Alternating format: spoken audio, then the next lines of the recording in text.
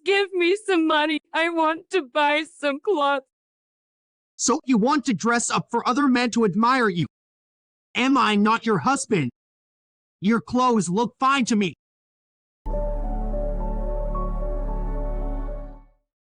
Many years ago, in a small village in Africa, lived a young man named Emeka.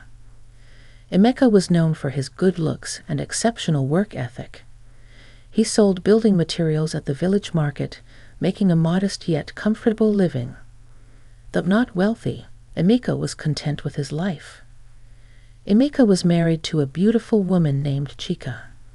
Chica wasn't only beautiful, she was also kind-hearted and loved by everyone in the village. Her kindness and gentle nature made her a favorite among her neighbors and friends. Before marrying Emeka, Chica had learned the trade of hairdressing. Her skills were unmatched, and she had a steady stream of customers who admired her work. Chica's earnings helped support her parents and her 3 younger siblings, for whom she felt a deep responsibility. Chica's best friend was Yuzo, Emeka's younger sister. It was through Yuzo that Chica and Emeka met. Each time Chica visited Yuzo, Emeka would observe her quietly, taking note of her industriousness, beauty, and graceful demeanor. He admired how decently she dressed and how respectful she was. After several months of silent admiration, Emeka decided he wanted to marry her. When Emeka confided in Yuzo about his intentions to marry Chica, she was overjoyed. Yuzo knew that Chica would make an excellent wife for her brother. When Emeka proposed to Chica, she was equally happy. She had always liked Emeka and had hoped he would notice her. Their courtship was brief, but filled with happiness. Emeka and Chica shared many dreams and aspirations. They both wanted to build a happy home and support each other in their endeavors. A few months later, they got married in a joyous ceremony attended by family and friends. Chica was determined to make her home a sanctuary of love and happiness. Her mother had always taught her that a woman's role was to build and nurture her home. She took this advice to heart, ensuring that Emeka felt loved and respected. She cooked delicious meals for him, kept their home tidy, and always greeted him with a smile. Chica's prayers for Emeka's success and well-being were fervent and constant. Chica's hairdressing business continued to thrive. Every evening, she would return home excitedly and show Emeka the money she had made. "Baby, today was a great day. Look at how much I earned," she would say, beaming with pride. Emeka was always pleased for her and would respond, "My dear wife, this is why I love you so much. You are so hardworking and industrious. Keep it up." However, as the months passed, Emeka began to change. He started to resent Chica's success. Each time they had a minor disagreement, he would accuse her of being disrespectful because she was making money. "Is it because you are making a little money now that you think you can talk back at me?" he would shout. Chica was bewildered by his sudden change in behavior. She had never disrespected him and couldn't understand why he was becoming so cruel. In an effort to maintain peace, Chica decided to be more submissive. She apologized during their quarrels, even when she was not at fault. She hoped that by showing more humility, Emeka would change back to the loving husband he once was. During the festive season, Chica's business was at its peak. Every woman in the village wanted to look beautiful for the celebrations, and Chica was in high demand. One particular day, Chica worked late into the evening to accommodate all her customers. When she finally returned home, she found Emeka waiting for her, seething with anger. "So, I should starve because you are making money, right?" Emeka shouted as soon as Chica walked in. "From today onwards, I don't want you working any more. Stay at home and be a housewife. Your place is in the kitchen, not out there making money." Chica was stunned. She had never imagined Emeka would ask her to stop working. She tried to reason with him, explaining that her earnings not only supported her family, but also eased the financial burden on him. She loved her job and had always dreamed of being a successful hairdresser. Emeka, I thought you loved me for being hardworking. You know how much I love my job. And with my earnings, I can help support my parents and even contribute to our household. This way, I don't have to ask you for every little thing, she pleaded. Emeka was unmoved. I am not asking for your opinion, Chica. You are my wife, and you will do as I say. This discussion is over, he said angrily, and walked away. Chica was heartbroken. She had always been independent and couldn't imagine being a stay-at-home wife with no means of her own. But she remembered her mother's advice to always respect and obey her husband. She decided to obey Emeka and stopped working. Staying at home was not easy for Chica. She was always busy with household chores, but she felt unfulfilled. Whenever she needed money, Emeka would make her write a list of items, which he would scrutinize meticulously. Why does soap cost 2,000 naira now? You bought it for 1,800 naira last time. Strike it off the list. If it's finished early, use washing soap, or learn to make black soap like other women, he would say. Emeka never gave her enough money for groceries or personal needs. Chica became frustrated and felt trapped. In a desperate move, she started sneaking some of her regular customers into their home to make extra money. She managed to do this a few times without getting caught. One day, Emeka came home early because he wasn't feeling well. To his shock, he found Chica braiding a customer's hair in their living room. Furious, he shouted, "So, this is what you do when I'm not around. If I catch you bringing customers into this house again, you will pack your bags and return to your father's house." Emeka chased the customer away and stormed out angrily.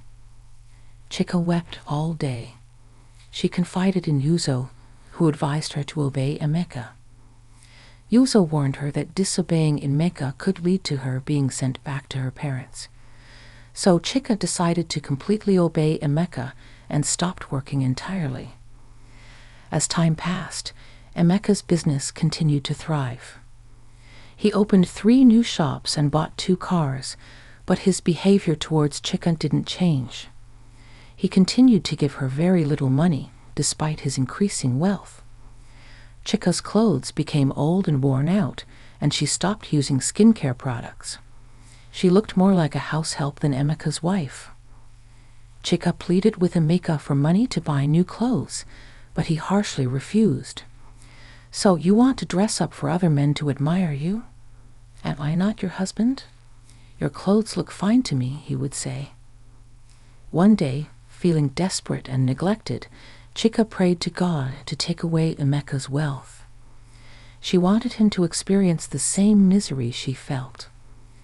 That night, she had a dream where an old woman appeared to her. The old woman asked Chica what was troubling her, and Chica poured out her heart, explaining how Emeka mistreated her and forced her to stop working. The old woman told Chica that Emeka's prosperity was tied to her. "Your destiny brings him wealth. Without you, he would not have prospered. Do you want me to take his wealth away?" the old woman asked. "Yes, Mama. He doesn't allow me to work, and he doesn't take care of me. I am already suffering, so let him suffer too," Chica replied. The old woman nodded. "It is done," she said, and Chica woke up from her dream. Over the next 3 weeks, Emeka's fortunes changed dramatically. One day, while at home, he received a call that all 3 of his shops were on fire. By the time he reached the market, everything was destroyed. Nothing could be salvaged. As he was still reeling from this shock, he received another call from his mechanic. Emeka's cars, which were being repaired, had been involved in a serious accident and were beyond repair. Emeka broke down in tears. "My village people have finally caught up with me. Who have I offended?" he cried. Chica tried to console him, but deep down she remembered her dream. She hadn't expected the downfall to happen so quickly and felt guilty for the extent of Emeka's suffering. Emeka's physical and emotional health deteriorated. He lost weight and became a shadow of his former self. Emeka visited several prayer houses, seeking answers. Each place he went to told him the same thing. He had offended someone and needed their forgiveness for his fortunes to change. Emeka was frustrated because he couldn't think of anyone he had wronged. Their situation worsened. Emeka borrowed money from friends to restart his business, but each time something would happen and the money would be lost. He started selling his designer clothes and shoes to buy food. Chica suggested she return to making hair to support the family. Emeka, ashamed of his past actions, reluctantly agreed. "Thank you, Chica. I support your decision completely. When can you start?" he asked eagerly. Chica spread the word that she was back in business. It seemed like everyone had missed her. Customers flocked to her home, willing to pay any price for her services. Some even paid extra, telling her to keep the change. Within a week, Chica had made over 3 million naira. Emeka was amazed at Chica's success. Despite his past mistreatment, she handed him 5 million naira to restart his business. Emeka felt deep shame and remorse for how he had treated her. He realized it was Chica he had wronged and begged for her forgiveness. "Chica, my love, I am so sorry for everything. I was afraid that you would earn more than me and become disrespectful. I let my pride and my friends' bad advice cloud my judgment. Please forgive me," he cried. Chica, though hurt, forgave Emeka. She explained her dream and how the old woman had tied Emeka's wealth to her happiness.